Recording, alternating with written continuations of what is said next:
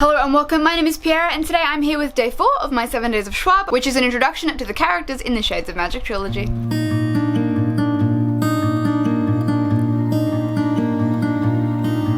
So as I've previously mentioned, the Shades of Magic characters are probably some of my all-time favourite characters in any book series ever written because they are all just equally super incredible. V.E. Schwab has an incredible way of creating characters and writing characters, and the dialogue is amazing, and I just want to introduce you to all of them. So for these character introductions, I've sourced a few images online, so I will leave all the links to the artists and places that I found the images down below if you're interested in having a look at the images, because some of them are pretty incredible. First of all, I'm going to kick it off by introducing you to Kel Mirage. As a young boy, Kel was adopted by the royal Mirage family of Red London. Kel has no memories of his past life except for a dagger with the initials KL engraved on it, hence where he got his name, and a small scar in the shape of a memory rune, which is a rune used to make one forget. Kel's pitch black eye marks him as an Antari, a powerful magician with the ability to speak to magic, travel between parallel Londons, and to control elemental magic. Kel is one of the only 2 last remaining living Antari. Kel spends his days delivering messages between the Londons for the royal families of each. On the side, Kel smuggles objects between Londons for collectors and those who can't travel, i.e. everybody else. Of course, smuggling is illegal and forbidden, although Kel's secret isn't as secret as he would have liked. Next up, I'm going to introduce you to the love of my life, Miss Delilah Bard. Delilah is a cross-dressing orphan thief who steals to survive as well as for the thrill of it. She's street smart, incredibly witty, and constantly seeking adventure. She's brave and stubborn and often gets herself into more trouble than she intended. Delilah lives in Grey London, which is the only London she ever knew existed until, of course, Kel introduces her to the many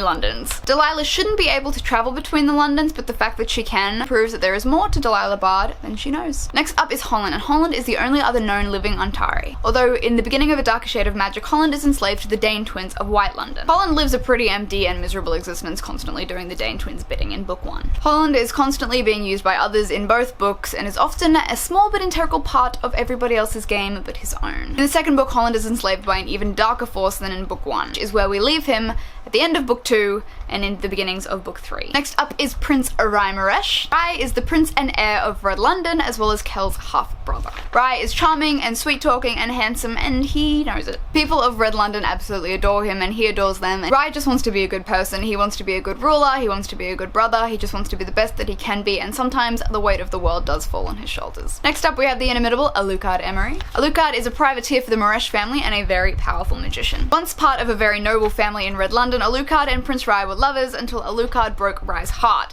Kel then threatened him and cast him off with the threat of if he ever came back to Red London, Kel would kill him. But of course, things bigger than Kel's vendetta against Alucard bring Alucard back for the Element Games in book 2. So those are a few of our main casts throughout the entire series. Obviously there are more characters, i.e. the villains in book 1, the villains in book 2, a few other side characters, but I've decided to leave those out because those are some of the characters that are super exciting that you kind of have to get to know yourself. But those are our main characters in book 1 and book 2 that I absolutely adore. I love them all, each for their own little things, and realistically I just want them all to be safe and happy in the end of book 3, and I know that's not gonna happen, but a girl can dream. I hope you guys fall in love with these characters as much as I have, because they, as I said, they are some of my absolute favorite characters in all of literature. Anyway, I hope you guys enjoyed this video, and stay tuned for tomorrow's video, which will be a tour of the Londons as well as a giveaway. I hope you guys enjoyed this video. I'll see you next time. Bye!